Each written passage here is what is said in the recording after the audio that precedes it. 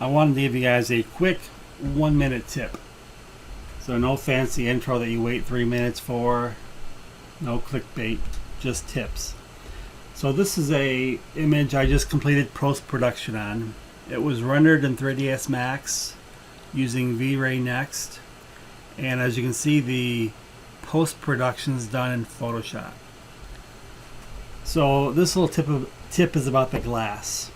I always add a tint of blue in my glass to match the sky on day scenes. So this right here is the raw render from 3ds Max. And I use a plugin in 3ds Max called PSD Manager. PSD Manager creates a mask out of every layer. So everything I model is modeled on a layer.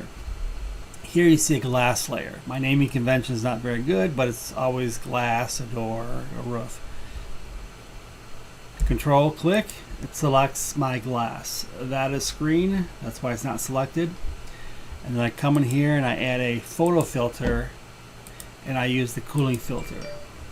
And that adds a blue tint, and I dial down the opacity to about 40%. Very subtle,